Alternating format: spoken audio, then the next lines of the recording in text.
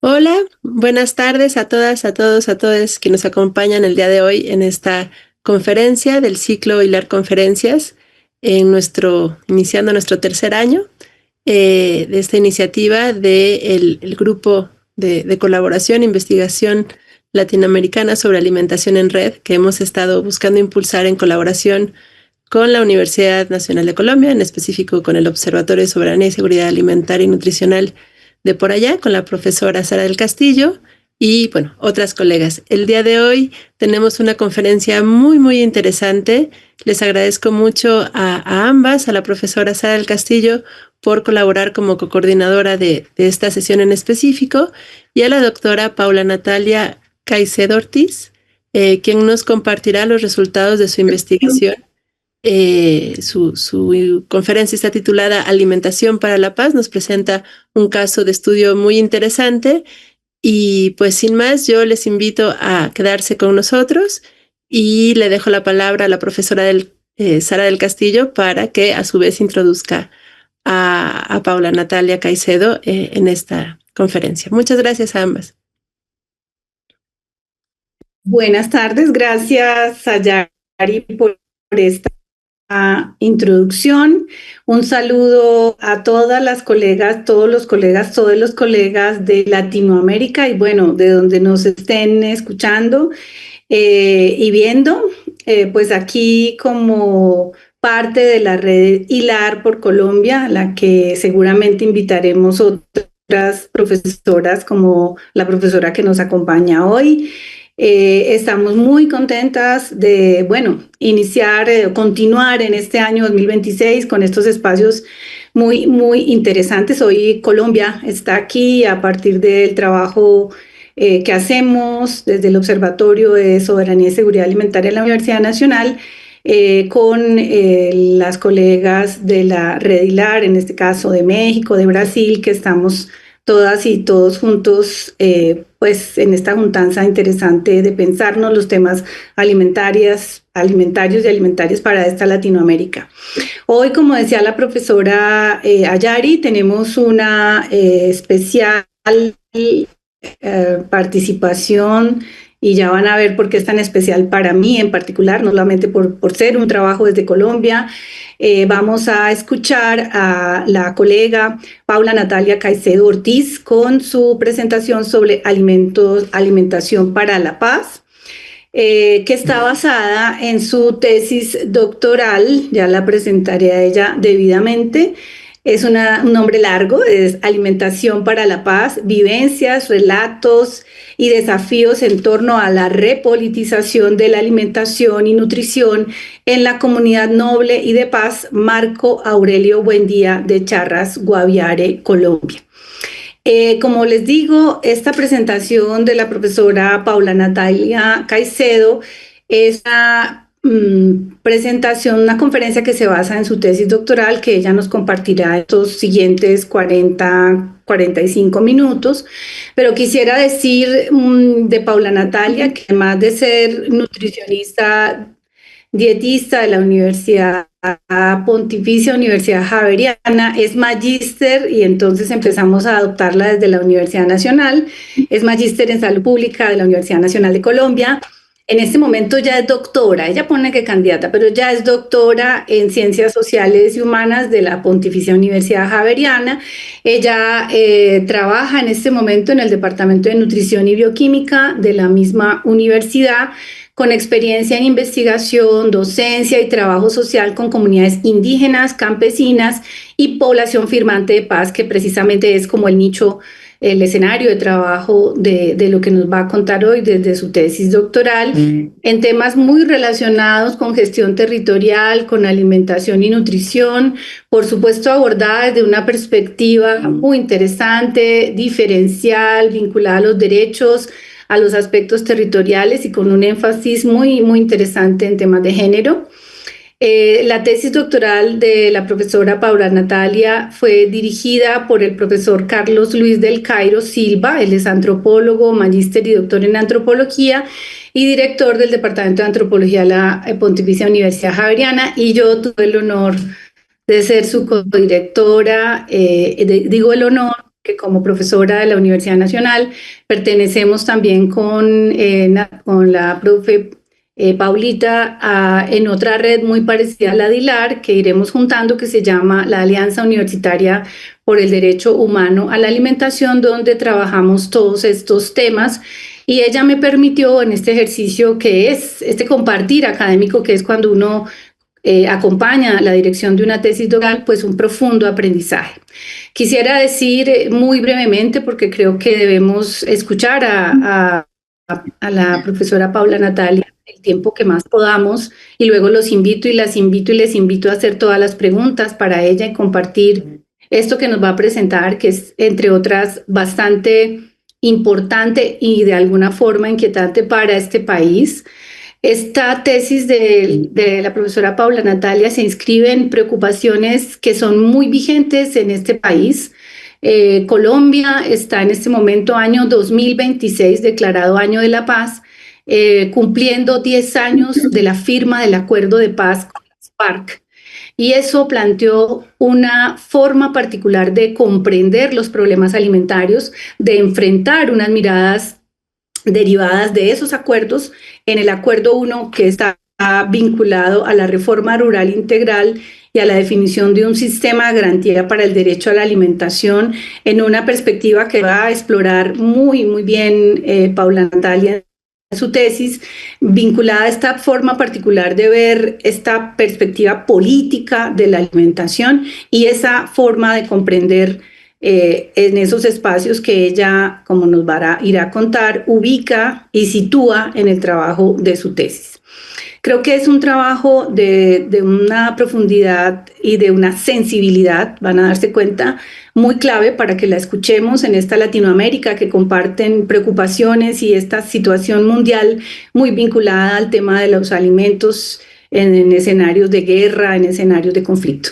Pero ella nos da una visión muy esperanzadora que espero podamos compartir y luego generar las preguntas para saber más de este bellísimo trabajo de tesis. Sin más preámbulos, profesora Paula Natalia, te doy la palabra. Entiendo que tenemos, según nos orienta aquí nuestra organizadora principal, la profesora Yari, unos 40 minutos, poco más, para que nos cuentes para tu presentación y luego, por favor, estaremos ansiosas y ansiosos de las preguntas que compartiremos también en este espacio con quien nos escucha. Y te doy entonces la palabra y pues muy contenta de que representes a Colombia en este espacio. Bueno, profesora Sara, muchas gracias. A la profesora Yari también. Mil gracias por la invitación a este espacio. Es un honor para mí poder estar aquí esta hora y media compartiendo con ustedes este proceso de investigación del cual la profesora pues ya dio un pequeño contexto. Bueno, además de agradecer, pues yo quiero mencionar que lo que les voy a compartir, si bien está en este momento en mi voz, representa las voces de los y las firmantes de la Comunidad Noble y de Paz Marco Aurelio Buendía, ubicados en Charras, Guaviare, que ya les voy a mostrar dónde está ubicado. Hago esta salvedad porque normalmente en los espacios académicos figuran los y las académicas y pocas veces las personas con las que trabajamos. Y esta investigación se hizo con la gente y no sobre ella. Y por eso para mí es tremendamente importante posicionar a la comunidad y a las personas con las que yo tuve el honor de trabajar en este espacio. Así que les habla Paula Caicedo, pero conmigo trabajaron un montón de personas desde Charras Guaviare, un lugar muy alejado en la ruralidad dispersa de nuestro país. Y entonces nuestras voces están puestas aquí a su servicio para que podamos compartir un poco sobre esta investigación. Me voy a permitir entonces compartir la pantalla.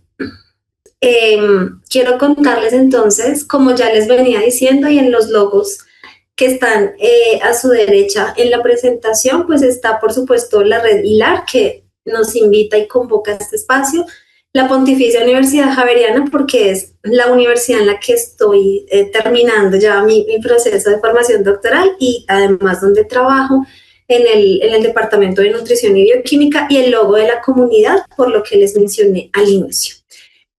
He titulado esta presentación para ustedes Alimentación para la Paz, reflexiones desde la experiencia colombiana de la implementación del Acuerdo de Paz en Charras Guaviare.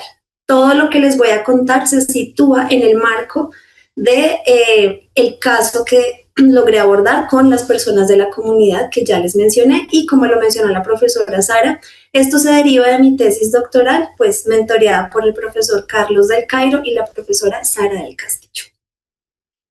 Si quieres avanzar, por favor.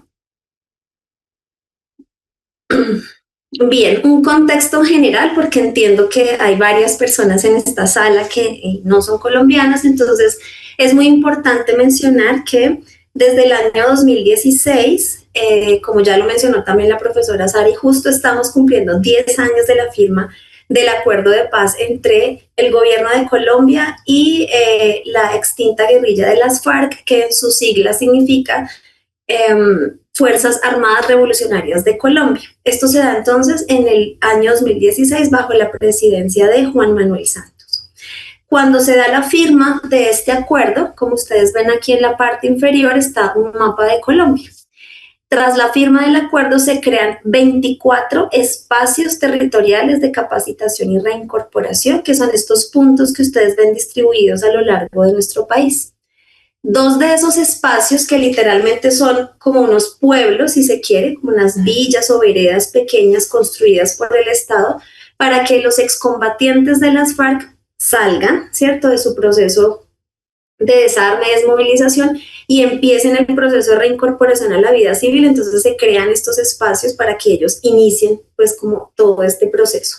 Se crean entonces 24 en todo el país, pero hacemos un zoom aquí en el Guaviare. Nosotros tenemos 32 departamentos y este que está señalado aquí es el departamento del Guaviare. Este departamento pertenece a la región, está entre la Orinoquía y la Amazonía colombiana. Este departamento tiene 4 municipios, que es una forma en que nosotros organizamos territorialmente nuestros departamentos o nuestros territorios. El municipio al que pertenece esta comunidad se llama San José del Guaviare, que es esto que estoy delineando acá con el cursor. En este departamento se crearon 2 espacios territoriales de capacitación y reincorporación. Uno de ellos se creó en esta vereda, que se llama Charras. Es una vereda que queda a 4 horas de la capital de este departamento, que es San José del Guaviare. Y si hacemos la cuenta hasta Bogotá, estamos hablando más o menos de 12 horas vía terrestre. El trayecto entre San José del Guaviare y Charras es un trayecto muy complejo, no solamente porque son 4 horas, 5 horas, sino porque las vías siempre están en muy mal estado, lo cual dificulta no solamente el transporte de personas, sino también de alimentos y de intercambios comerciales y diferentes tipos de relaciones que se pueden dar entre las comunidades. Siguiente, por favor. En Charras se ubica la comunidad noble y de paz Marco Aurelio Buendía. Esta fotografía y todas las que ustedes van a ver a lo largo de la presentación hacen parte del archivo fotográfico de un proyecto del cual ya voy a hacer mención, que es el proyecto de planeación universitaria Alimento, Vida y Hábitat, que es un proyecto financiado por la Pontificia Universidad Javeriana. Varias de las fotografías que ustedes van a observar acá fueron seleccionadas de ese archivo fotográfico y fueron tomadas por el fotógrafo colombiano Andrés Felipe Caicedo Ortiz, que entre otras cosas es mi hermano. Entonces, les decía aquí que la comunidad noble y de paz se ubica en la vereda de Charras. Como ustedes ven, a esto me refiero cuando digo ETCRs, los espacios territoriales de capacitación y reincorporación, que se componen de estos módulos de vivienda. Estos módulos tienen 5 habitaciones y una unidad de servicio que tiene un baño, un lavamanos y una ducha.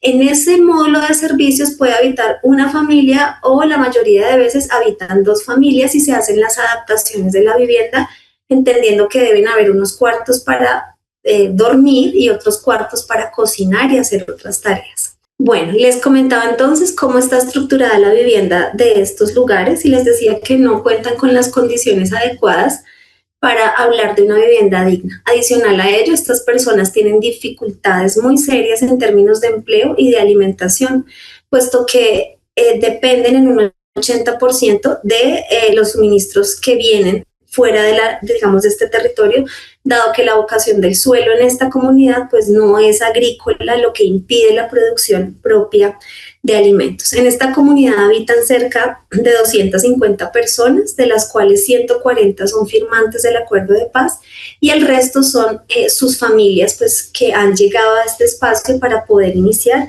el proceso de reincorporación a la vida civil. Siguiente, por favor. Muy bien. Estas personas, como ustedes las pueden observar, luego del tránsito a la vida civil, pues han surtido por diferentes transformaciones. Es importante mencionar que las personas de esta comunidad pertenecieron al bloque oriental. Las FARC tenía en su estructura armada unas formas de organizar a sus soldados en ese momento y una de ellas era la figura de bloque.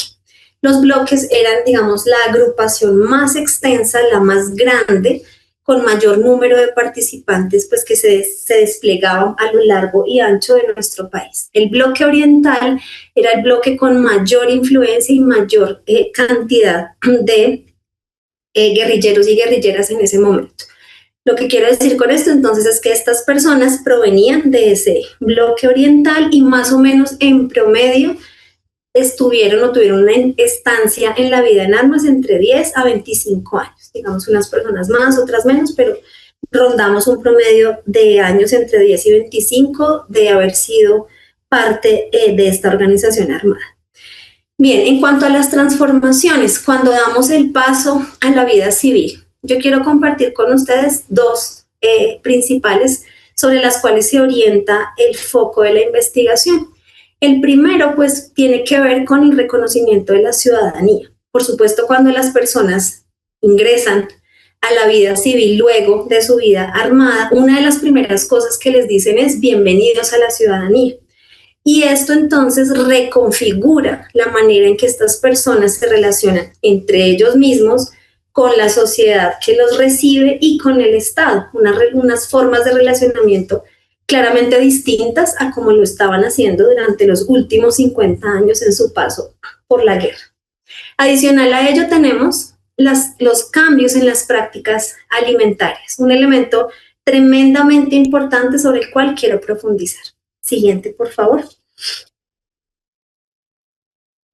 Es importante aquí entonces mencionar que estas personas pasaron de cocinar en la selva.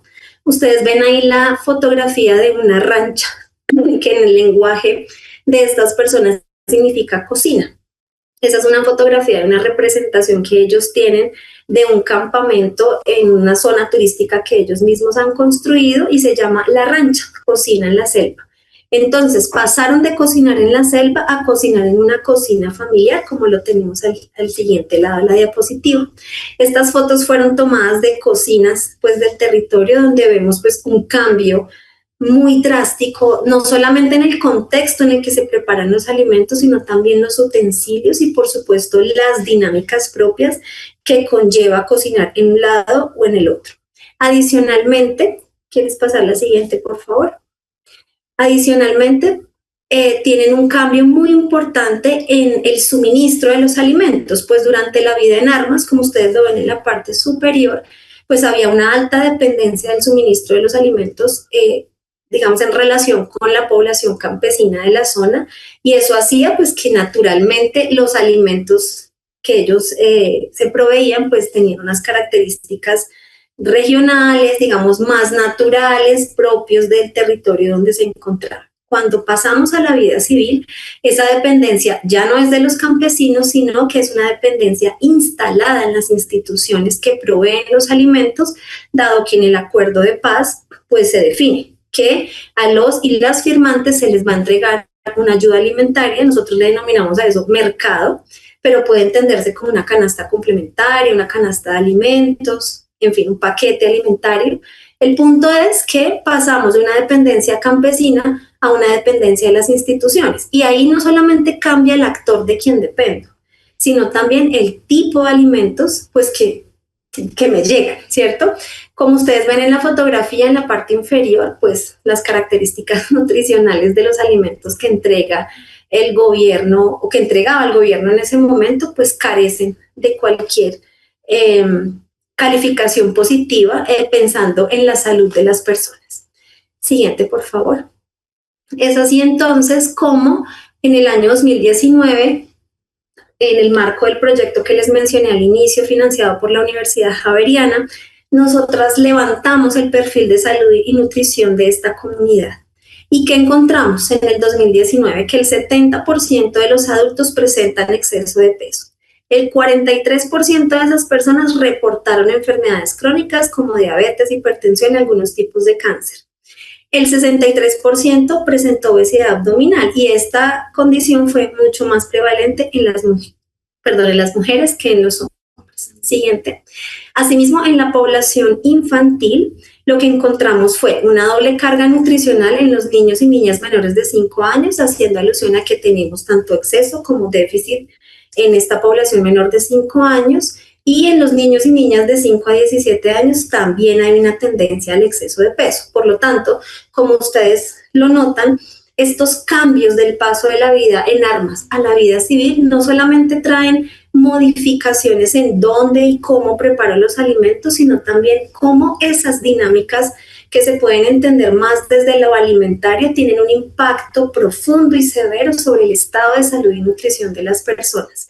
Asunto que hasta el momento había sido invisibilizado porque simplemente se entendía que había que entregar mercados porque la gente tenía que comer, pero no nos habíamos preguntado por qué nos están entregando y eso qué está causando en nosotros y en nosotras como comunidad y como personas que estamos en un proceso de reincorporación. Entonces, estos datos fueron contundentes para empezar este proceso de toma de conciencia para llegar finalmente a la repolitización de la que les voy a hablar un poquito más adelante. Siguiente, por favor. De esta manera, entonces, así como lo ilustra la fotografía, este camino que inició en el 2019, empezó a mostrarme pues que efectivamente el paso de la vida armada a la vida civil tenía unas complicaciones importantes. 1, 2, que el tema alimentario y nutricional estaba invisibilizado porque el tema del conflicto armado y los procesos de reincorporación no se habían estudiado desde esta arista. Siempre se han estudiado desde temas más asociados a la seguridad, a elementos políticos, a otras cosas, pero lo alimentario y lo nutricional nunca había sido como visibilizado como algo importante que debía ser problematizado. Este camino entonces empezó a ser como la forma en que llegué a una primera pregunta, y es que yo veía que podíamos juntar estos 3 elementos que están ahí en los recuadros verdes, y era la soberanía alimentaria, la ciudadanía y la ciudadanía alimentaria como categorías analíticas que podrían quizá tener sentido para el contexto en el que estábamos. Entonces yo me empecé a preguntar cuál era la resignificación que se podía dar en términos de la soberanía alimentaria y la ciudadanía para construir ciudadanías alimentarias diversas en el contexto de esta comunidad. Esa fue mi intención, quiero dejarlo claro. ¿Desde dónde? Pues desde mis intereses académicos, desde lo que desde la ciudad y desde la academia encontramos interesante. Pero, como les dije al inicio, esto no lo hice yo sola. Así que esa idea preliminar pues se sometió al consenso con la comunidad. ¿Y qué encontramos allí? Encontramos unos elementos interesantes y también difíciles porque esto nos llevó a unas renuncias. ¿Qué pasó allí? Encontramos lo siguiente. La categoría número 3, ciudadanía alimentaria, que quizá algunas de ustedes la han escuchado, pues es un concepto que emerge en el norte global, que hace alusión a la corresponsabilidad que tienen los consumidores y consumidoras en el marco de la toma de decisiones en el sistema alimentario, pero pues para poder hacer eso se necesitan ciertas condiciones, ¿cierto? Cosas que aquí pues difícilmente, y en un contexto como en el de Charras pues es complejo. Entonces esa primera aproximación ponía a tambalear un poco, sin embargo, yo traté de, digamos, de explorarlo con la gente. Cuando intentaba hacer esta exploración, definitivamente las personas no comprendían de qué les estaba hablando. Y la conclusión frente a esto, aun cuando a mí me parecía muy interesante, es que la gente no entendía el concepto, que las personas encontraban que la ciudadanía alimentaria pues simplemente no les hacía sentido. Eso por un lado. Por el siguiente lado, en términos de la soberanía alimentaria. Este concepto claramente hace parte de pues, toda esta lucha por la defensa del derecho humano a la alimentación, involucra los movimientos sociales, en fin, es un concepto pues, que creo que todos y todas aquí lo tenemos bastante claro, así que desde lo académico pues hacía total sentido. Además que cuando uno entiende la lucha armada de las FARC, pues uno dice, claro, ellos no hablan puntualmente de la soberanía alimentaria, pero toda su lucha por la tierra y por reivindicar las condiciones de vida de los y las campesinas en Colombia, pues digamos que hace un match perfecto con el concepto de soberanía alimentaria. Pero cuando eso se ponía en las discusiones con las personas de base de la comunidad, era muy difícil. Yo solamente podía hablar de soberanía alimentaria en su entendido como concepto con las personas que tenían alta formación política. De lo contrario, era un concepto abstracto. Frente a la ciudadanía no hubo problemas, porque en ese concepto toda la gente entendía, ¿cierto? Todos tenían claro que pues ahora tenían la ciudadanía, digamos, habían recobrado su cédula, su identidad como ciudadanos y que estaban configurando una nueva ciudadanía en el marco de la reincorporación a la vida civil. Así que con ese no hubo problema. ¿Cuál fue la decisión entonces junto con mis tutores? Porque nos encontramos ante nos estrellamos un poco en tanto desde lo teórico traíamos una premisa, pero cuando el campo le dice a uno hay que parar, pues entonces hay que parar y analizar. Nosotros entonces analizamos esta situación y lo que decidimos fue prescindir de la categoría de soberanía alimentaria y ciudadanía alimentaria y transitar al concepto de alimentación. ¿Por qué? Porque como ya lo expliqué, los otros dos no permitían un diálogo cercano, certero con la gente, mientras que la alimentación sí. O sea, la alimentación no tenía ningún problema para hablar con el que fue líder, el que no, el que estuvo aquí, allá. O sea, no había distinción de las personas que impidiera que pudiéramos charlar y conversar en torno al alimentario. Por esa razón, entonces, pues decidimos prescindir de estas dos y concentrarnos en la alimentación. En ese sentido, quiero dejar claro que desde esta investigación entendemos la alimentación como un hecho social que articula factores culturales, económicos, políticos y ambientales. Y la entendemos como aquello que es capaz de permear a la sociedad en su conjunto, es decir, que es un elemento que nos permite entender las dinámicas ampliadas de la sociedad en su conjunto, tal como lo propone Marcel Mauss a través de algunas citas que tenemos en nuestra revisión. De esa manera, entonces, empezamos a ver que estábamos hablando de el concepto de repolitización de la alimentación y la nutrición. Y esta categoría, aun cuando no fue preconcebida desde el inicio de este proyecto, se nos volvió el nodo. Y entonces empezamos a explorar, a indagar por esto. ¿Qué significa entonces la repolitización? Siguiente, por favor. En términos sencillos y para poner acá un poco de contexto, pues repolitizar es devolverle el carácter político a aquello que ha sido normalizado, en este caso el tema alimentario. Cuando lo vemos en la comparación de la vida en armas a la vida civil, tenemos que entender dos elementos muy importantes. Cuando estábamos en la vida en armas, había una distinción entre la alimentación y la nutrición. Cuando las personas hablaban de lo alimentario, estaban centradas en todo lo que tiene que ver con el problema estructural de la propiedad de la tierra y del acceso a esos medios de producción, pues para el campesinado colombiano. Mientras que cuando hablaban de lo nutricional, cuando no es porque usaran el término como tal, pero cuando hacían referencia a este concepto, esto estaba centrado básicamente en producir cuerpos aptos para la guerra. Es decir, que cuando se pensaba en qué vamos a comer, por qué lo vamos a comer, por qué lo planeamos de esta manera, siempre el objetivo era necesitamos cuerpos aptos para la guerra. Esa era como la perspectiva política que se tenía en la vida en armas de estos dos conceptos. Cuando transitamos a la vida civil, esto cambia, se deconstruye, ¿cierto? Y nace una nueva, digamos, un nuevo elemento, una nueva perspectiva.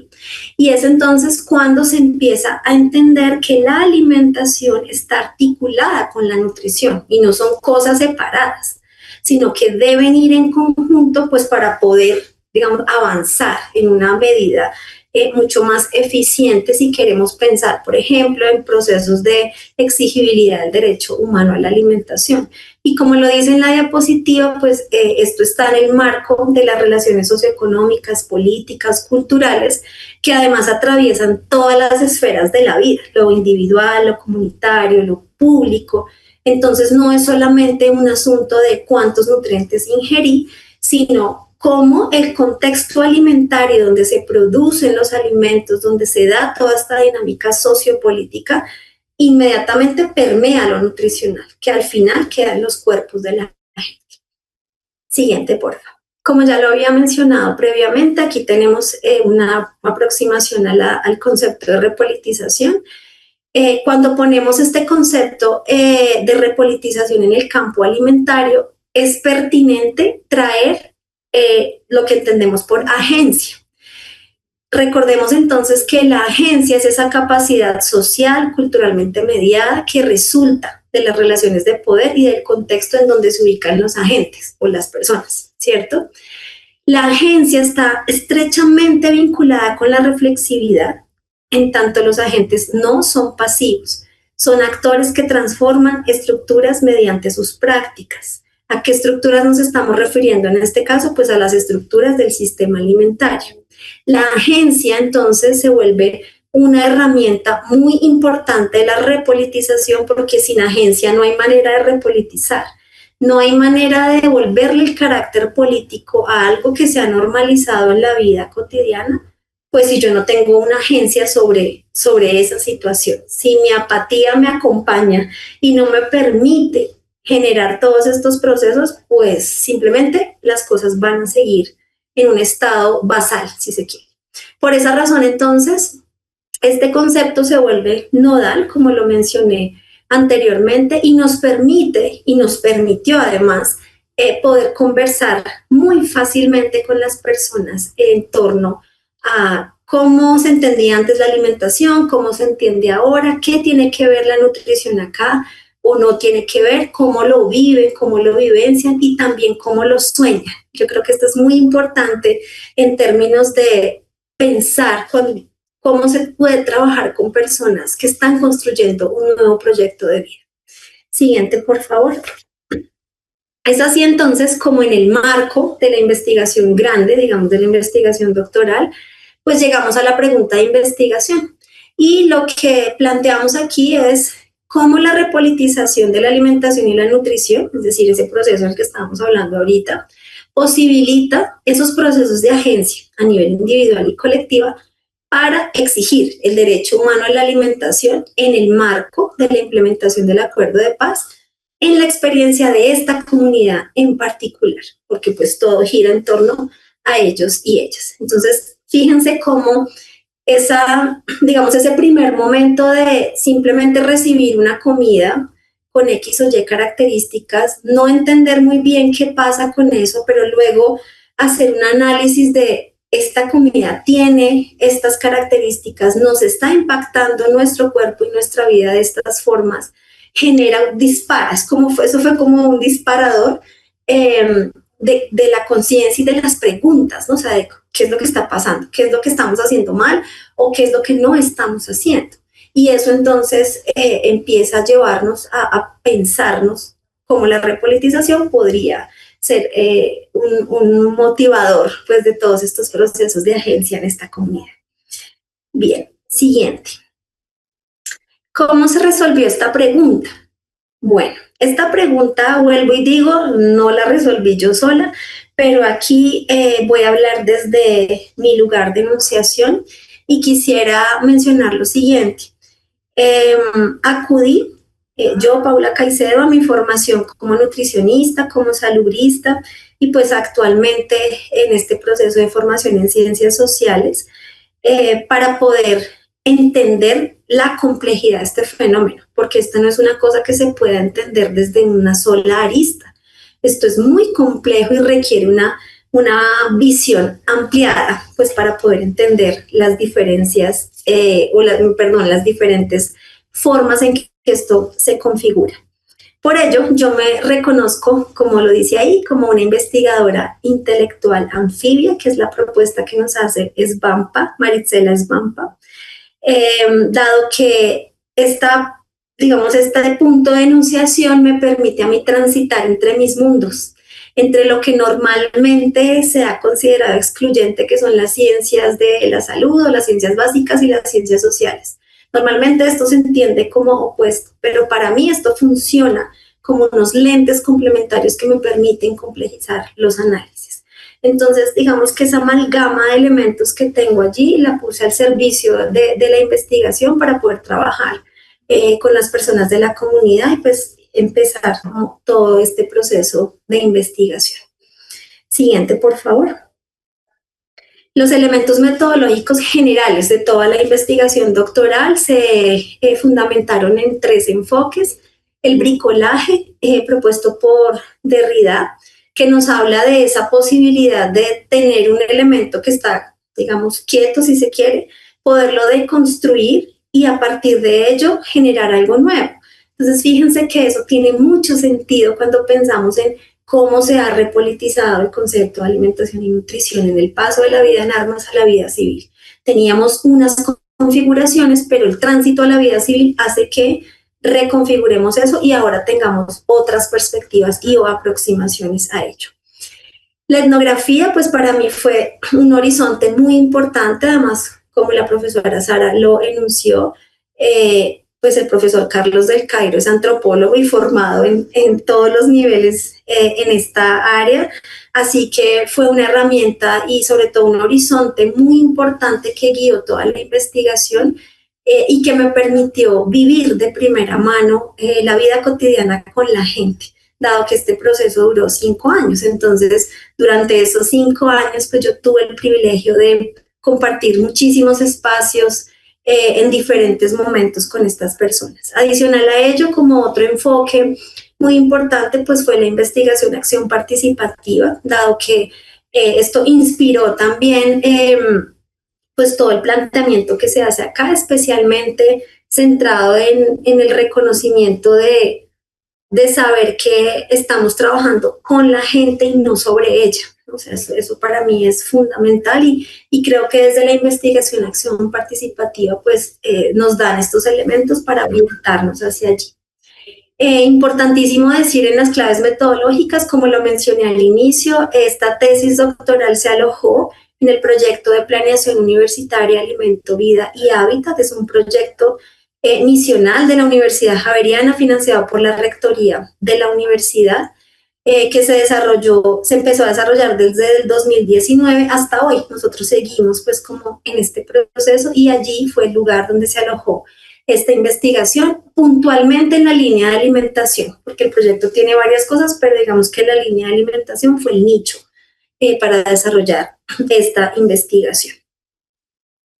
Gracias. Siguiente. Adicional a eso, importantísimo mencionar los aspectos éticos. Aquí es preciso señalar que esta investigación, como ya lo he dicho todo el tiempo, pues se concertó con la Dirección General de la Comunidad, pero pues también con las personas de la base. Toda la información fue anonimizada, se asignaron códigos para proteger la identidad de las personas, con excepción de unos casos muy puntuales que permitieron, particularmente para esta presentación, el uso de sus nombres y apellidos, como lo vamos a ver más adelante. Adicionalmente, es importante mencionar que este proceso se nutrió de 5 trabajos de grado del programa de pregrado de nutrición y dietética de la Universidad Javeriana, donde yo fungí como la directora de estos, o tutora de estos 5 trabajos de nuestras estudiantes. Vale la pena resaltar que obviamente en los momentos donde se hace uso de la información de estas investigaciones se le da el crédito a las estudiantes porque es su investigación que contribuye con la investigación doctoral. Siguiente, por favor. Muy bien, con este contexto, me permito entonces compartirles que la tesis doctoral se compone de 3 capítulos. En el primero de ellos, que es en el que voy a profundizar en esta sesión, damos cuenta del proceso de repolitización a nivel comunitario que nos dio lugar a una propuesta muy interesante sobre la cual ya les voy a contar, y es el enfoque de la justicia nutricional como esa herramienta analítica que nos permite entender cómo está, cómo se da, cómo se configura la situación nutricional, alimentaria y nutricional de comunidades rurales que transitan hacia la paz. Entonces, ese capítulo se concentra en develar cómo la repolitización puede resultar en un enfoque que nos permite entender estas dinámicas en este tipo de comunidades. El segundo hace alusión a la repolitización, tanto digamos que en el primero es la repolitización a nivel comunitario, en el segundo es poner la repolitización en lo privado, en el hogar, en la persona, ¿cierto? Y allí entonces entra el rol de la mujer, muy importante, fundamental en todo este proceso, porque no podemos hablar de alimentación sin hablar de mujeres, eso sería imposible. Sobre eso no voy a profundizar en este espacio porque simplemente pues el tiempo no me da, pero pues dejarles saber que hay todo un enfoque de género en esta tesis doctoral, un trabajo muy bello, muy sensible que logramos tener con las mujeres firmantes del acuerdo en esta comunidad para entender cómo esa repolitización también toca el hogar y cómo entonces esa esfera privada también es política y cómo esa agencia también pasa por las decisiones que se toman en la casa y cómo ellas entonces también son eje central de este proceso. Y finalmente el capítulo 3 nos muestra cómo las actuales dinámicas de las políticas en lo institucional, entonces ahí ya nos vamos a lo institucional, justifican que se dé esa repolitización de la alimentación, porque ahí lo que vemos es un status quo de cómo se generan y se gestionan las políticas y programas que la mayoría de veces se sostienen en una base asistencial que no permite pues un avance mayor hacia la garantía del derecho humano a la alimentación. Entonces, ese capítulo número 3 está centrado en, digamos, esa relación con las instituciones y la construcción de los imaginarios del Estado. Bien, muchas gracias. Siguiente. Como les dije, entonces nos vamos a concentrar aquí en el capítulo 1, porque este capítulo es el que condensa, digamos, las reflexiones más robustas en torno a preguntarnos cómo la alimentación puede ser una herramienta de construcción de paz. Para ello, entonces, quiero hacer una pequeña anotación de esa fotografía que ustedes ven ahí. Esa fotografía la tomó Vicente Ortiz, que es un líder de la comunidad, y esta palma se llama la palma andante. Ustedes la pueden buscar en Google y ahí les sale, o palma zancona con Z, haciendo alusión a que esta palma, como ustedes ven, esta raíz café, estas raíces se expanden y van saliendo desde el tronco superior y pareciera que la palma se desplaza, por eso se llama palma andante. Tiene, digamos que, 2 connotaciones para esta investigación. La primera es que la palma andante que ustedes aprecian allí puede significar el tránsito, la movilidad, el cambio, ¿cierto? O sea, transitar con mucha lentitud, pero transitar, caminar, andar en un nuevo escenario, en una nueva vida. Y adicionalmente, si ustedes se fijan en la parte más café de la raíz, hay como unas púas. Resulta que ellos y ellas en la vida armada, en esa rancha que les mostré más atrás, usaban esta rama, la cortaban y la usaban como rallador, ¿cierto? Para poder hacer los guisos, ensaladas y diferentes preparaciones. Entonces, desde lo alimentario también tiene una connotación muy, muy, muy especial esta palma. Bueno, este capítulo entonces, como ya lo mencioné, está centrado entonces en poder recoger como esas grandes experiencias o lecciones aprendidas de cómo es que logramos esa repolitización y entonces eso cómo nos da la entrada a la propuesta de un enfoque de justicia nutricional, que es como una herramienta, ¿cierto?, analítica que nos permite entender estas situaciones en comunidades rurales que transitan hacia la paz. Siguiente, por favor. De este modo, entonces, el argumento central es que nosotros, cuando digo nosotros, es claramente la comunidad, pero aquí también quiero involucrar a mis tutores porque pues esto fue una juntanza, ¿cierto?, que nos permitió caminar juntos y pensar y construir el conocimiento colectivamente. Nosotros y nosotras proponemos a la justicia nutricional como un enfoque analítico, como ya les dije, que permite examinar cómo se configuran esos procesos alimentarios y nutricionales en los contextos de la ruralidad que transita hacia la paz. Para ello, entonces, pensamos que el enfoque de justicia nutricional se debe estructurar a partir de estas 4 dimensiones. Siguiente, por favor. Ya voy a profundizar en las dimensiones en unas 2 o 3 diapositivas posteriores, pero antes quiero comentarles que este argumento central de proponer el enfoque de la justicia nutricional está sentado en 2 claves teóricas. La primera, la producción y la reproducción social en relación con la alimentación y la nutrición. Hablando primero de la producción social en términos genéricos, en general, pues, sabemos que la producción social pues hace alusión al uso del trabajo para satisfacer las condiciones de vida de la gente. Y la reproducción social, en términos generales, pues se entiende como ese conjunto de actividades que sostienen la vida a lo largo del tiempo, ¿verdad? Es como este trabajo conjunto entre la producción y la reproducción social, que en un inicio estaban de la mano, pero ustedes saben que con la entrada del capitalismo esto se rompe y entonces la producción va por un lado y la reproducción va por otro. Cuando lo ponemos en temas de alimentación y nutrición, o en la arena más bien de la alimentación y la nutrición, pues la producción social está íntimamente relacionada al uso y la tenencia de la tierra como el primer medio que permite claramente la producción, entre otras cosas, de alimentos. Y la reproducción social, pues, se puede entender como la manera en que se hace uso de esos alimentos en pro del cuidado de las personas y en esa medida de las generaciones futuras, y entonces ahí aparece con mucha fuerza el rol de la mujer, ¿no? O sea, creo que ahí es cuando uno dice, bueno, ¿quién hace esas labores del cuidado? Y entonces es cuando no podemos separar el tema de las mujeres de la alimentación. Siguiente, por favor. La segunda clave teórica sobre la cual se estructura este argumento central es entender la alimentación en los procesos de reincorporación a la vida civil. Aquí la literatura a nivel internacional, digamos que se centra en poder entender el lugar de esa alimentación, pero particularmente en cómo implementar la ayuda alimentaria, es decir, cómo los gobiernos a través de sus instituciones en procesos de reincorporación entregan ayudas alimentarias a quienes pues se están reincorporando a la vida civil. ¿Para qué? Para cubrir esas necesidades nutricionales, pero nada más allá de eso. Entonces eso se queda en la mirada asistencial, ¿cierto? O sea, es simplemente suministro de alimentos y se acabó. Y a nivel nacional, pues obviamente nosotros tenemos como Colombia nuestro caso puntual con las FARC, y aquí entonces tenemos 3 categorías que la literatura nos permite rastrear.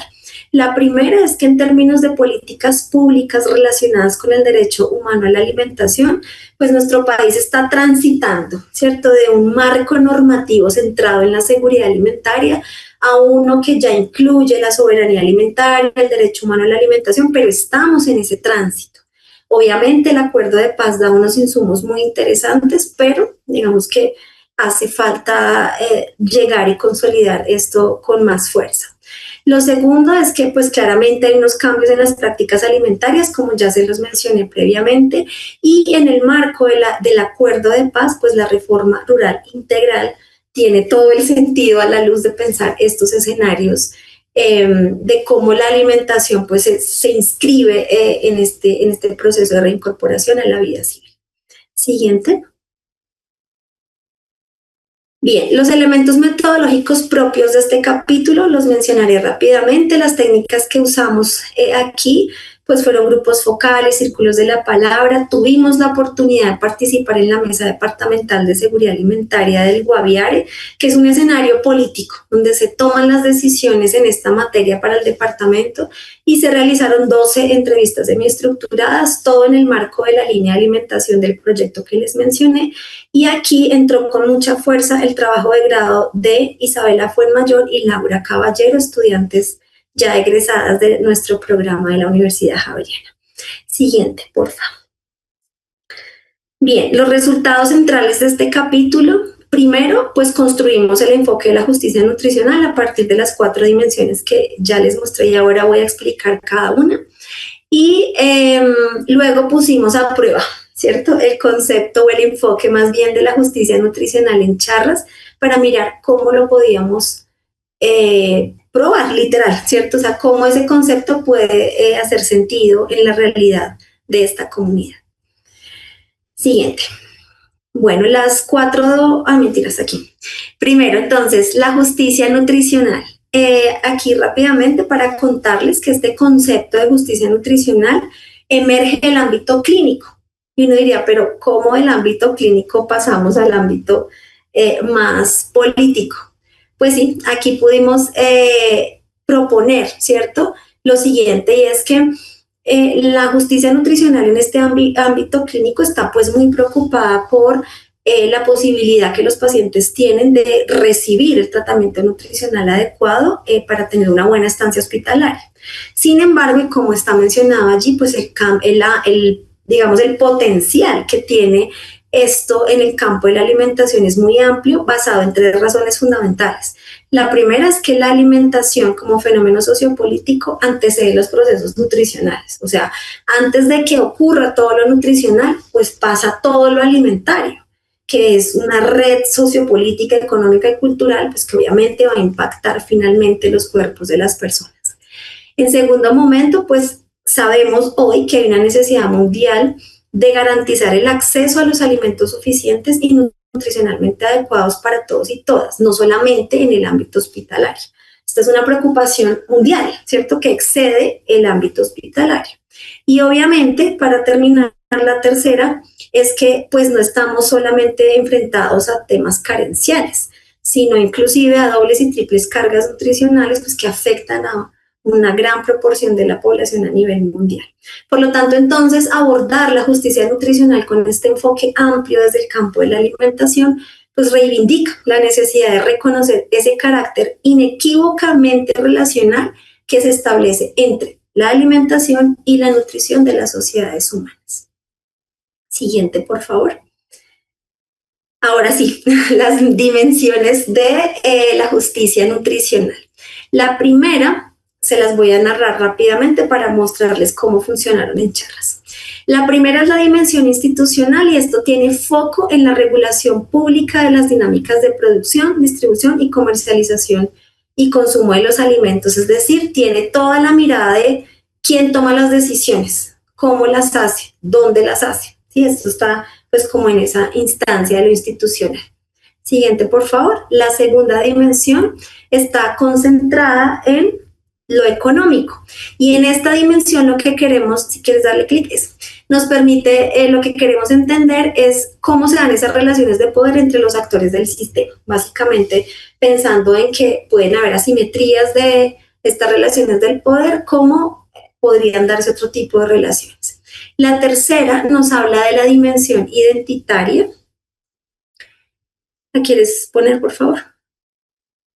La dimensión identitaria que hace alusión a entender cómo se construye la identidad relacionada con los procesos alimentarios. Y aquí sí que tiene sentido, pues porque estas personas vienen de un proceso de reincorporación que traen una memoria, ¿cierto? Traen unas prácticas y eso cómo se reconfigura entonces en la vida civil.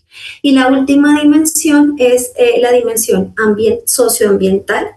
Y esto tiene que ver con las relaciones entre los actores humanos y no humanos de los sistemas alimentarios, porque no podemos pensar que esto se trata solamente de humanos y del impacto que nosotros tenemos sobre los ecosistemas, sino en una relación bidireccional con todo lo que nos rodea. Entonces, esas son las 4 dimensiones que hemos propuesto de la justicia nutricional. Siguiente. Bien, ya para ir cerrando, entonces les voy a mostrar aquí cómo funcionó esto en Charras. Como ustedes saben, desde el inicio les comenté, esto arranca en 2019 y como ustedes ven el periodo de tiempo 2019-2024, es decir, que esta dimensión socioambiental ha atravesado todo el periodo de investigación. ¿Por qué? Porque poder entender en qué lugar está la gente, que en este caso es una zona de reserva forestal, según esa ley que está allí, que impide la titulación de la tierra y la producción de alimentos, pues obviamente condiciona la vida de las personas. O sea, poder reconocer dónde está ese territorio, cómo se configura, cómo se ordena políticamente, qué limitaciones o qué ventajas tiene, es fundamental para poder empezar a pensar qué vamos a hacer, cómo lo vamos a hacer y con quién lo vamos a hacer, ¿no? Esto es una cosa muy importante. Aquí tiene cabida entonces pensar que en el marco de esa ley, donde no hay titulación de tierras, donde pasan todas estas cosas, en el marco del acuerdo de paz hay que generar unos proyectos productivos. Y eso entonces se vuelve todo un rollo, porque podemos conformar las asociaciones como está ahí, Asomucepaz, que es la Asociación de Mujeres Sembradoras de Paz, y Campo Guaviare, que recoge a todos, hombres y mujeres firmantes, las podemos crear, que están creadas, pero de ahí a que eso realmente genere proyectos productivos sostenibles en el tiempo, hay mucha distancia. Entonces, esta dimensión es tremendamente importante porque me da contexto y me permite entender, pues, cómo, en qué territorio estamos y cómo nos podemos mover allí. Siguiente, por favor. Bien, entre el 2019 y 2020, que fue cuando empezamos, como ya les comenté, hicimos toda nuestra línea de tiempo, hicimos todo el diagnóstico de la situación alimentaria y nutricional, y lo que empezamos a encontrar con el trabajo de grado de Isabela Fuenmayor, pues es que había un sistema alimentario fariano, porque ante las cifras que les mostré de exceso de peso y todas estas cosas, pues la pregunta empezó a girar en torno a, ¿y entonces qué era lo que hacíamos antes y por qué ahora estamos así?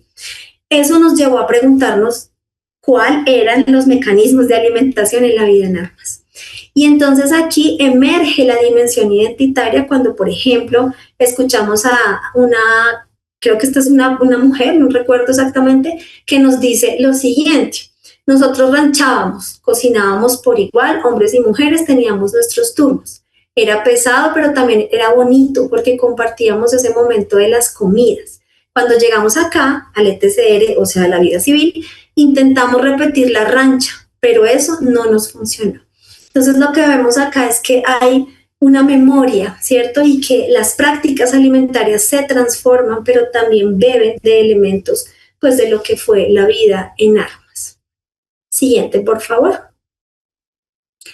En el 2021 realizamos la evaluación de la calidad nutricional de los mercados. Siguiente, y lo que encontramos es que primero el 80% del abastecimiento de estos alimentos proviene de las ayudas alimentarias del gobierno, y como ustedes observan en las diapositivas, estas fotos las tomamos en campo cuando llegó un día al mercado, y pues lo que vemos es una alta prevalencia de productos ultraprocesados que, como ustedes sabrán, pues están cargados de nutrientes trazadores de riesgo que son muy perjudiciales para la salud, y sin distinción de edad. O sea, aquí no había ningún criterio nutricional, simplemente que la comida llegara. Y adicional a eso, cuando hablábamos con los operadores, ¿quieres darle clic ahí, por favor? Lo que nos decían es, esto es lo que nos funciona, porque son alimentos que son fáciles de transportar, no se nos van a dañar, no se van a sobremadurar y van a llegar y la gente toda va a tener comida. Entonces es anteponer los intereses del mercado por encima de la condición de salud de la gente. Siguiente. Aquí entonces vemos cómo pasamos de un sistema alimentario localizado a un sistema alimentario corporativo. Sigue. Sigue. A esto entonces, a esta situación que detonó toda sigue por favor, todo un tema con la comunidad, el líder, siguiente, respondió lo siguiente. Si quieres darle clic y otro clic para que salga el audio. Yo quiero hacerles una pregunta a ustedes. ¿Ustedes se comerían lo que nos mandan? Es que nosotros no somos animales, somos seres humanos iguales a ustedes y merecemos una comida digna. Necesitamos comer con dignidad, no comer eso que nos envían ustedes aquí. Bueno, aquí vemos, él es Ricardo Semillas, el líder de la comunidad. Espero que hayan podido escuchar lo que decía, y si no, pues ahí está la narrativa. Y esto nos muestra a todas luces la dimensión económica, porque como recordaremos, la dimensión económica habla de las relaciones de poder entre los actores del sistema alimentario.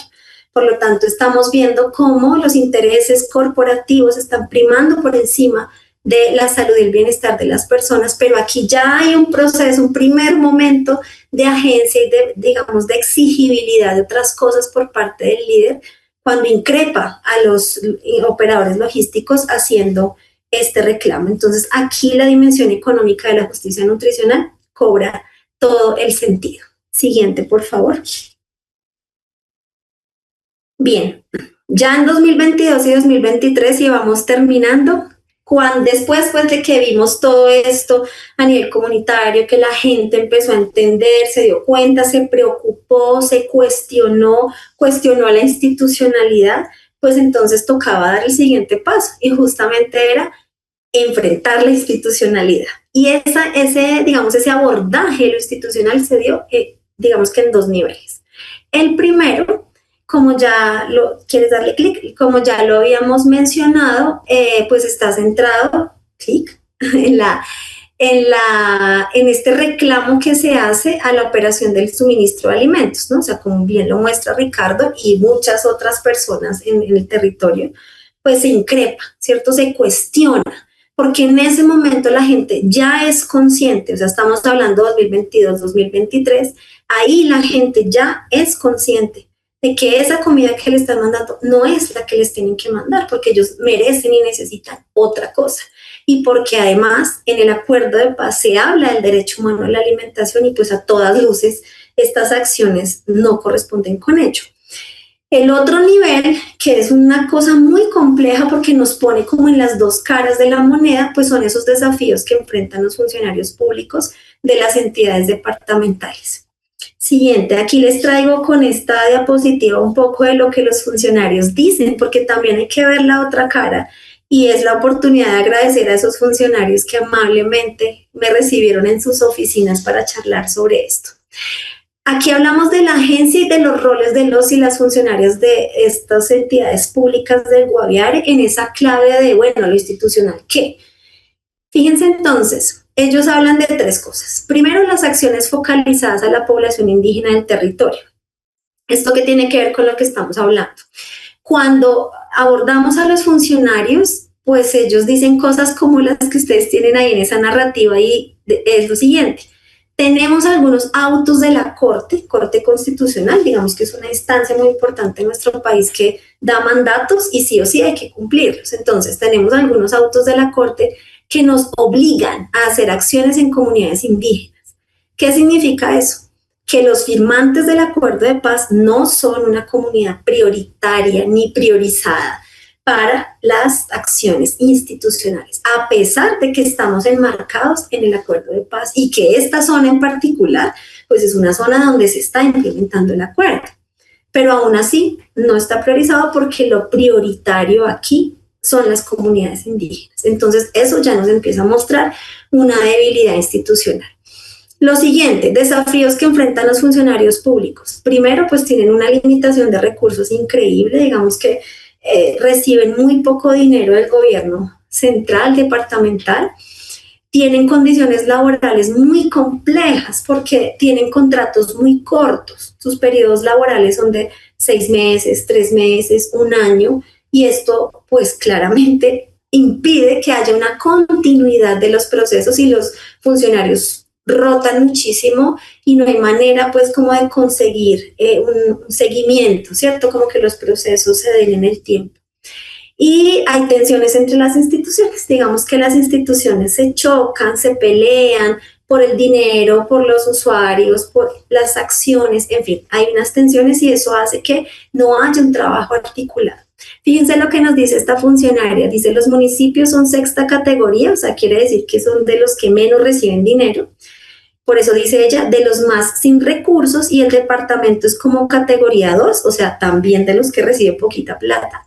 O sea, estamos los pobres con los pobres, ¿no? Esta es como la percepción de una de las funcionarias. Y finalmente la multiplicidad de actores que intervienen en estas perspectivas, pero siempre desde lo asistencial. Entonces hay una desarticulación institucional y procesos sin seguimiento y con baja frecuencia, lo cual impide que podamos instaurar procesos de agencia reales y nos quedemos en la mera asistencia alimentaria. Bueno, con todo esto que les acabo de mencionar, si quieres pasar ya a las reflexiones finales, pues es importante decir que estas 4 dimensiones de la justicia nutricional develan, ¿cierto?, esas dinámicas alimentarias y nutricionales de esta comunidad en función de ese proceso de repolitización. Por ello, entonces, y ya para terminar, les quiero compartir estas reflexiones finales trayendo un poco el título de la ponencia, y es esas reflexiones del caso colombiano en la implementación del acuerdo en esta comunidad. Lo primero que yo podría decir en este espacio es que la repolitización de la alimentación y la nutrición es una vía para activar esos procesos de agencia individual y colectiva en favor de exigir el derecho humano a la alimentación, y a mi parecer se posiciona como una opción pues, para exigir esas mejores condiciones de alimentación y nutrición en los territorios.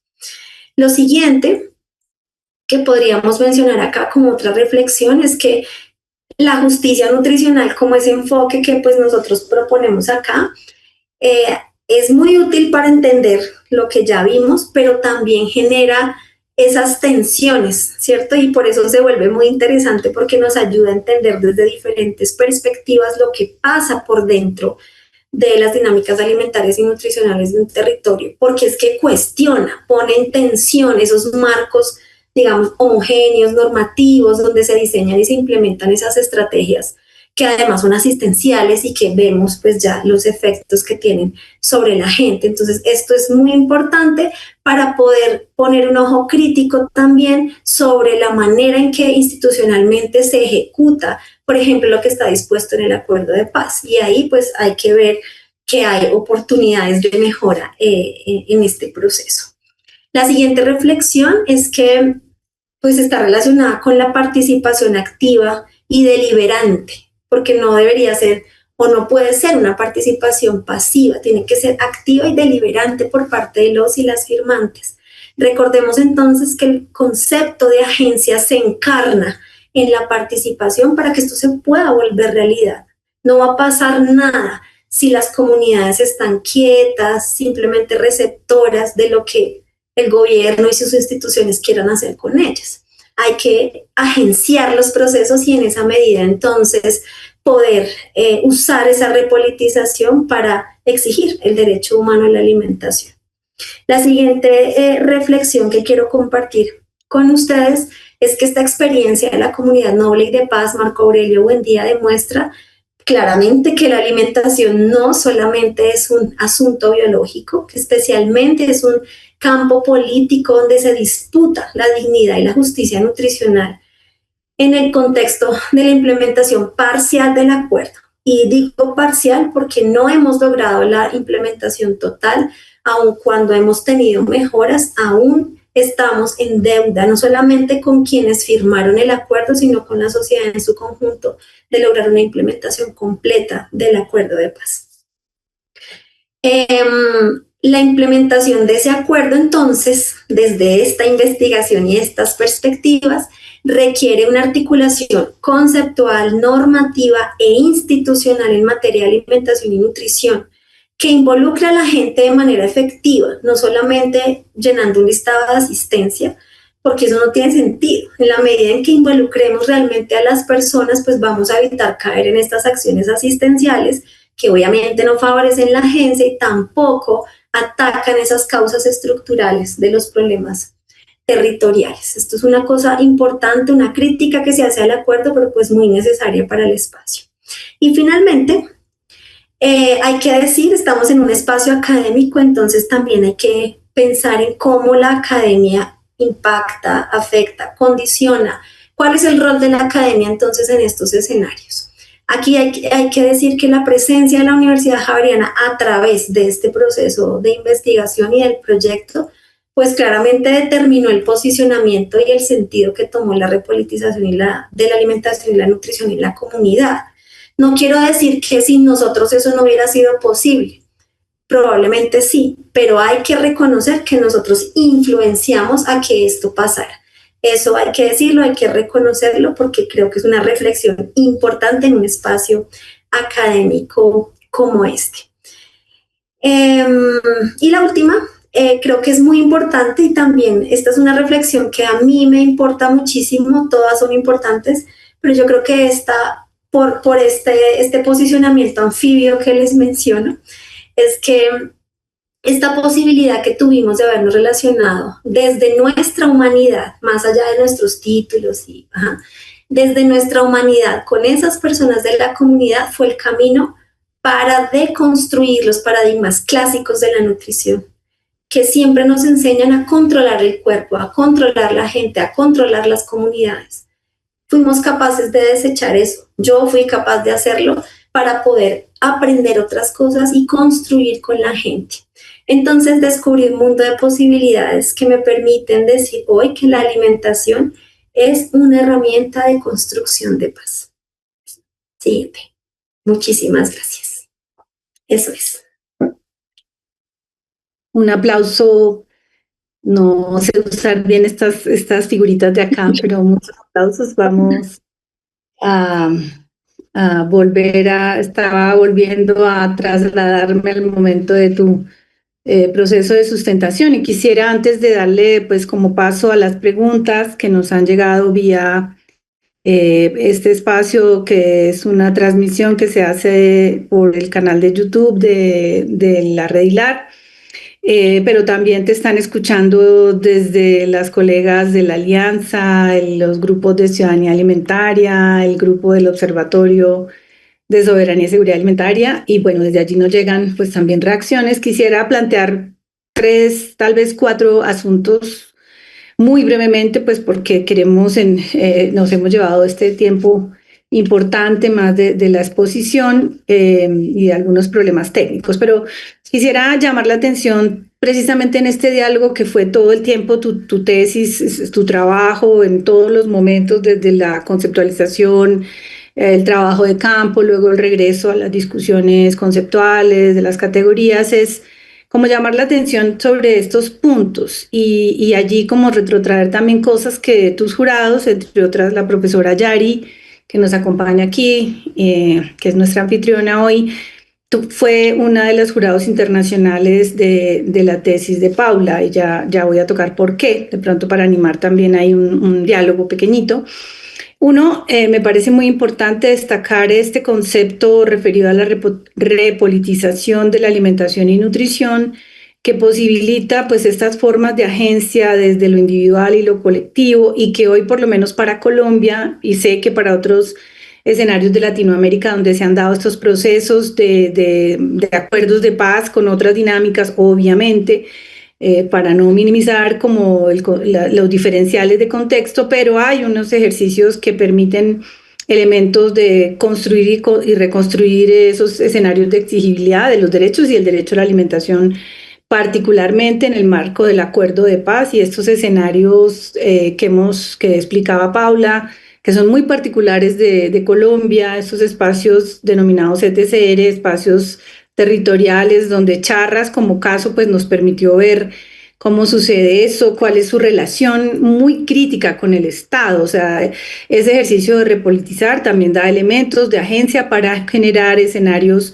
mucho más, digamos, organizados, mucho más de impacto, de exigibilidad del derecho y del derecho a la alimentación y otros derechos. El segundo asunto es que también creo que lo trataba alguna de las jurados, y también porque son temas que en Hilar nos interesan, por lo menos desde Colombia, este tema de las transiciones alimentarias, de las transformaciones alimentarias, que muchas veces los nutricionistas y las nutricionistas, desde una perspectiva un poco limitada por la formación convencional, las vemos muy ligadas a contextos que favorecen los problemas de sobrepeso o favorecen los problemas de nutrición y hambre, pero tú traes en la tesis otros escenarios mucho más complejos y ligados a estos escenarios de transformación y transición que impactan pues las decisiones de todos esos sujetos denominados excombatientes, ¿sí? O firmantes, que generan también en ellos y en ellas, sobre todo en ellas, en el caso también de tu tesis, que son voces que tú dejas ver,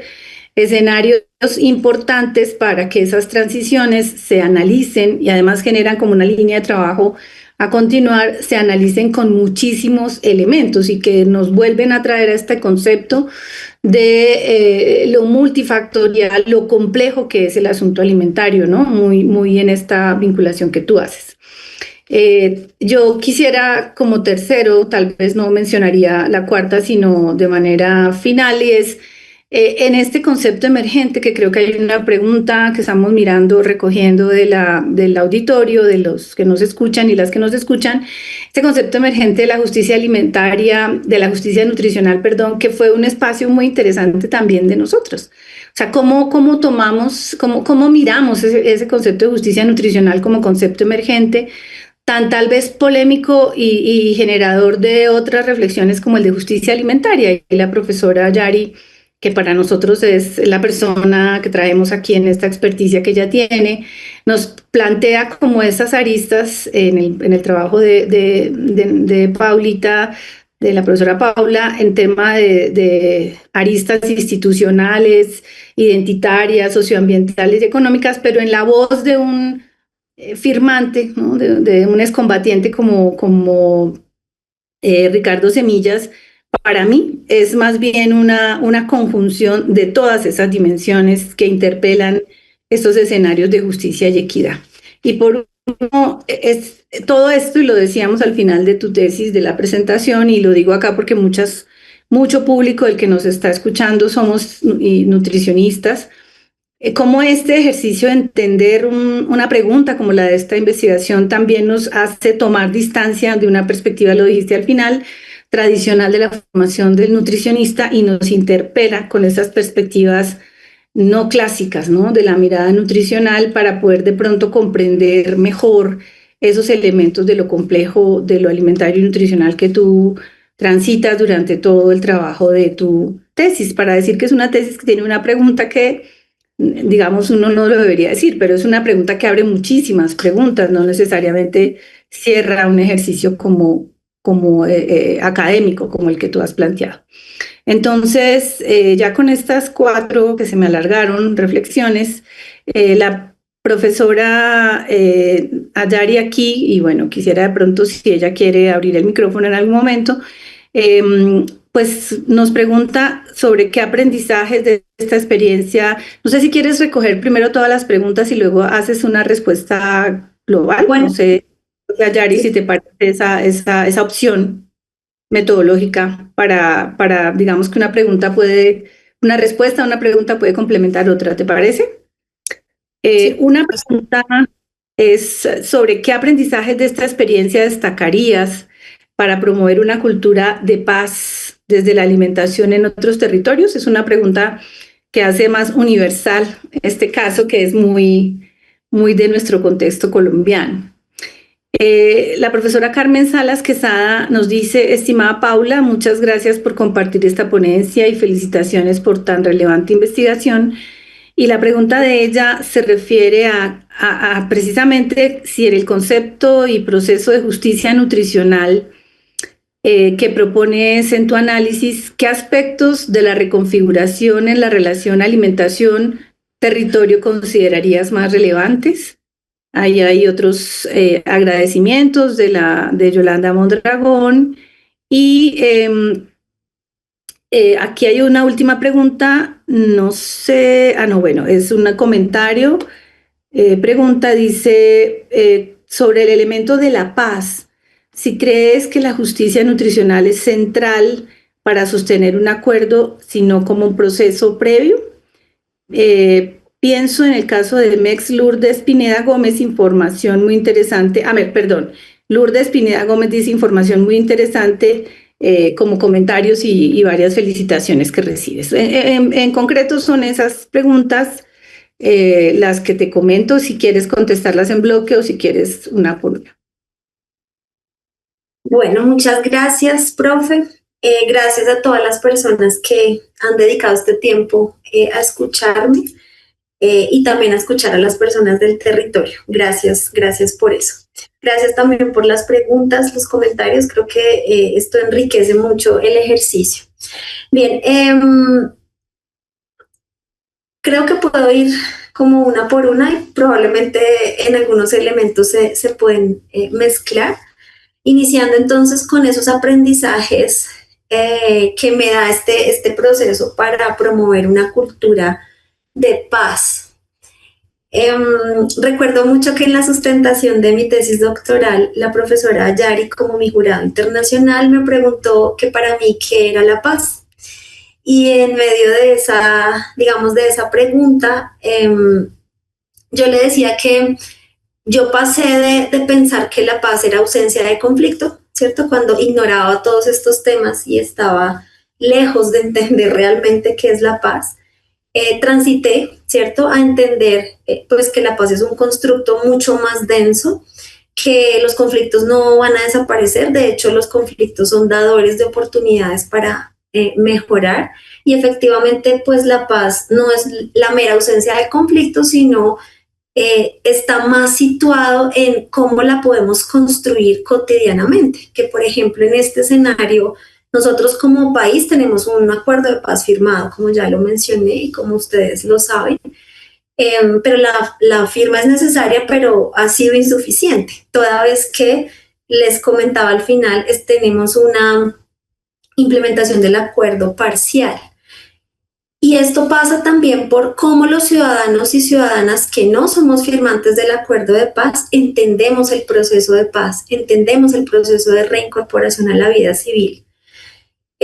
Cómo somos capaces de comprender lo que está allí detrás en términos de qué de esto nos sirve como sociedad, qué es lo que tenemos que hacer juntos y juntas para poder vivir en paz, además en un país como el nuestro, con una historia de violencia tan denso, en donde a veces pareciera que estos procesos están relegados o no valen tanto la pena, pero yo creo que este ejercicio particularmente en términos de construcción o pensar algo de cultura de paz, a mí me permite pensar primero que la paz se construye desde los territorios. Yo no creo que esto sea desde la mera legislación y desde las jerarquías, digamos, que estén simplemente dando su sí o su no, porque ellos pueden decir sí, no, más o menos, pero realmente donde se construye esa paz es en los territorios. Y yo aprendí eso, yo tuve la posibilidad de ver de primera mano cómo estos hombres y mujeres todos los días le dijeron sí a la paz y le siguen diciendo sí a la paz, con sus acciones cotidianas, con todo lo que hacen en su vida, en su comunidad. Y creo que ese es un elemento muy importante para podernos hacernos conscientes de cómo como ciudadanía también podemos contribuir en ello. Entonces creo que poder vivir de primera mano, ver cómo de verdad ese discurso de hagamos la paz en los territorios es real, ¿cierto? En unos escenarios, puede que en otros no, pero al menos en el que a mí me tocó lo es. Creo que nos ayuda a construir esa cultura de paz y sobre todo el deseo de poder aportar desde nuestro lugar a que eso se pueda sostener. Yo creo que eso para mí es fundamental y es poder tener la oportunidad de vivirlo de primera mano, de reconocer a esas personas, de reconocer esas prácticas y de tener siempre en la mente pues de que la victoria es la paz, ¿cierto? Como con lo que cierro un poco allí la presentación. Respecto a la justicia nutricional, entiendo que la pregunta está situada como en si se pueden reconocer aspectos relacionados con la alimentación, territorio. Entiendo que va por allí. Pues yo creo que la relación entre alimentación y territorio es es una cosa que no se puede separar, ¿cierto? Es una relación íntima, estrecha, es una relación que debemos considerar en todos los escenarios, porque pues lo territorial, no como el espacio de tierra físicamente delimitado, sino como el territorio socialmente configurado que permite que los hombres y las mujeres puedan construirse individualmente y en comunidad, pues tiene todo que ver con la alimentación. En esa medida, entonces, la justicia nutricional le apuesta también a eso. Cuando hablamos de estas dimensiones que se entrelazan, se imbrican para poder tener una perspectiva amplia de lo que pasa en lo alimentario en un territorio concreto, por ejemplo, en este caso en el Guaviare, y cómo eso impacta el estado de salud y nutrición, pues entonces la justicia nutricional sí toma elementos pues de esta relación alimento-territorio. ¿Cuáles serían entonces los más relevantes, que entiendo también hace parte de la pregunta? Pues yo creo que en clave de las dimensiones, pues importantísimo, como lo dije, poder reconocer los territorios donde está la gente, no solamente por sus condiciones, digamos, ecosistémicas, sino también por la normativa que los condiciona, ¿cierto? Para poder hacer uso o no del suelo, para poder titular o no la tierra, y en esa medida, pues, cómo la gente puede desarrollar esas dinámicas. En lo económico, por supuesto, pues porque ahí están los actores del sistema alimentario, y entonces tenemos que ver cómo conversan, ¿verdad? Cómo se entrelazan esos actores para garantizar o no el abastecimiento, la distribución y el consumo de los alimentos. Yo pensaría que esos elementos allí son muy importantes, y creo que si lo vemos desde la perspectiva de género, pues que no tuve oportunidad de comentar acá, pero creo que esta pregunta me lo permite, es que la relación alimentación-cuerpo-territorio tiene una relevancia impresionante, porque esa tríada permite también analizar cómo estos elementos más contextuales impactan los cuerpos de hombres y mujeres. Y cuando lo vemos desde la perspectiva de las mujeres,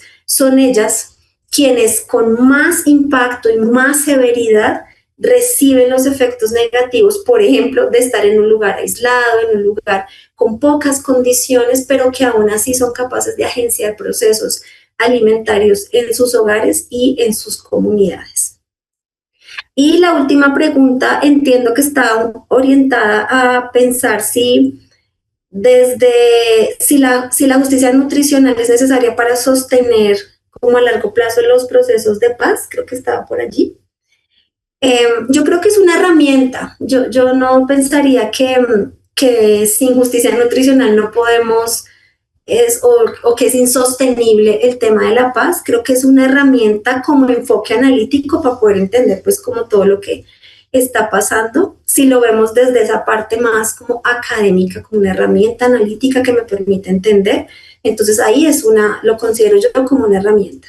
Pero cuando yo pienso, por ejemplo, en el punto 3 que mencionaba la profesora Sara, de los debates que pueden haber entre la justicia nutricional y la justicia alimentaria, pues es que sería imposible hablar de derecho humano a la alimentación sin el componente estructural de la justicia en general, con todas sus acepciones, ¿no? Porque tenemos que hablar de justicia agraria, tenemos que hablar de justicia alimentaria, y también tenemos que hablar de justicia nutricional, porque es algo que hemos hablado bastante con la profe Sara, y es que particularmente en el acuerdo de paz se hace mucho hincapié en lo alimentario, pero lo nutricional es una cosa que pareciera no existir, y hay una deuda con lo nutricional, pero lo nutricional visto con ojos amplios, ¿no? No solamente en el conteo de calorías y nutrientes, porque esa es una mirada demasiado reduccionista que no nos es útil aquí. Aquí necesitamos entender lo nutricional desde el efecto que eso tiene sobre los cuerpos, pero esos cuerpos entendidos como instancias sociales, no como un cuerpo solamente biológico, que también es importante, pero tenemos que ser capaces de instalarlo también desde otras perspectivas. Entonces, creo que como herramienta metodológica muy útil, una herramienta que se puede utilizar en diferentes contextos, pero especialmente en clave de derecho humano a la alimentación, pues la justicia nutricional es necesaria para poder mantener esta relación entre lo alimentario y lo nutricional y además poder establecer puentes con otros tipos de justicia pues que están en estos contextos.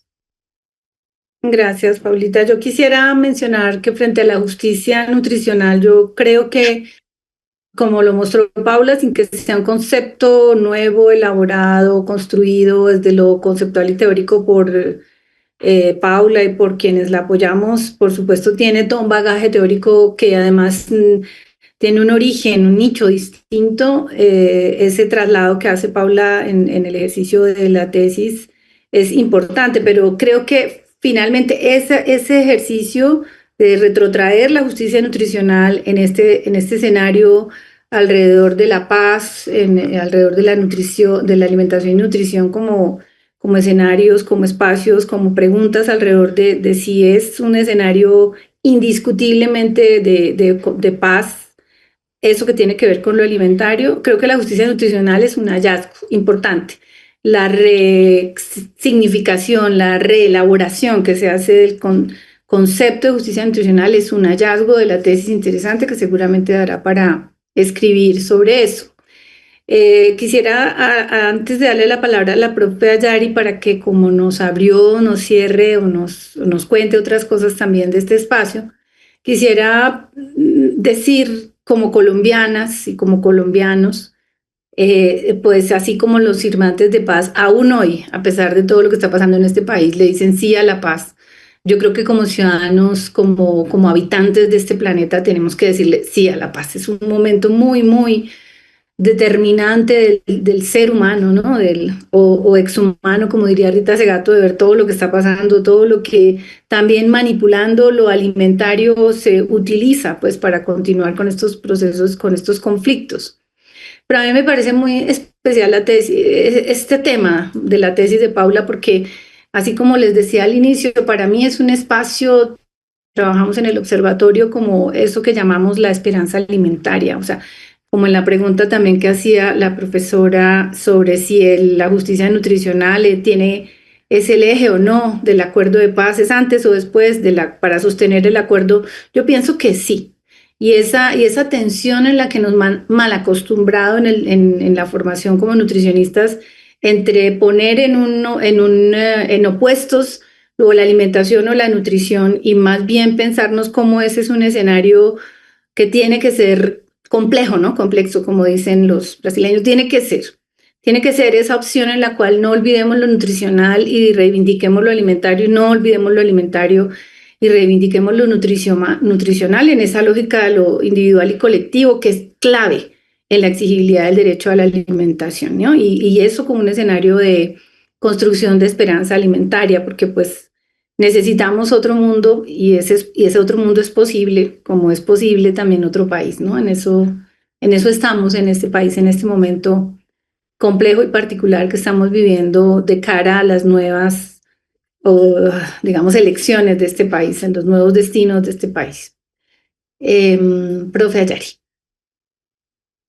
Pues muchas gracias a ambas. De verdad, yo creo que, bueno, se quedan abiertos muchos temas relevantes para cada uno de nuestros países, para América Latina. Yo quisiera muy brevemente destacar, por un lado, la invitación que nos hace la investigación de la doctora Caicedo sobre una reflexión más amplia sobre la violencia institucional que ejercen los programas alimentarios, que están dirigidos a personas de por sí vulnerables, las llamamos, pero que son vulneradas cotidianamente de muchas maneras. Entonces, aquellas iniciativas que en principio deberían de estar diseñadas en el marco del derecho a la alimentación para ayudar a paliar, por lo menos hacer frente a esas vulnerabilidades, muchas veces se vuelven estrategias también pues violentas.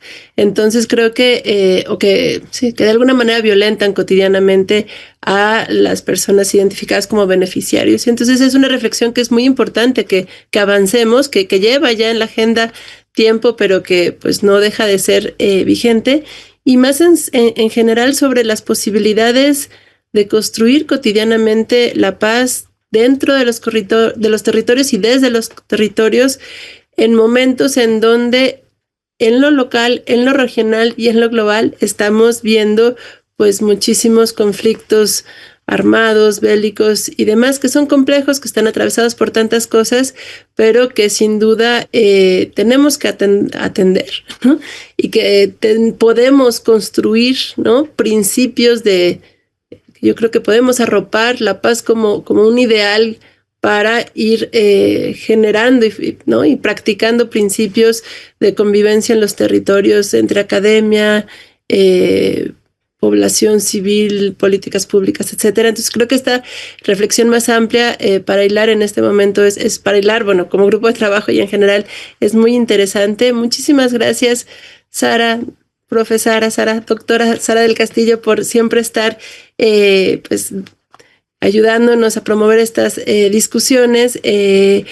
Muchas gracias por compartir tu presentación, Paula, y pues muchas gracias también al CEICH, a la gente que desde el Departamento de Diseño nos ayudan a generar estos carteles para dar a conocer las conferencias, a las personas que desde el equipo el apoyo técnico nos ayudan a que la transmisión sea posible. Wendy, ¿qué te digo? Siempre estás ahí resolviéndolo todo, te lo agradezco mucho. Y bueno, no me queda más que invitarles a quienes también nos acompañaron, ¿no?, todo este tiempo a la próxima sesión del ciclo de conferencias HILAR. Les recuerdo que son todos los miércoles 2 del mes. A estar atentos en las redes, porque ahora sí estamos por publicar, lo dije el mes pasado, pero ahora sí es cierto, estamos por publicar la agenda de este año, que tuvimos que hacer ahí algunas modificaciones, entonces para que pues puedan tener ahí a la mano todos los temas que vamos a tratar a lo largo de este año. Ya estamos iniciando con la agenda del año que viene. Entonces pues sin más, buenas tardes, buen provecho a quienes nos vamos apenas a comer y les mando un abrazo desde acá. Muchas gracias. Gracias a todas.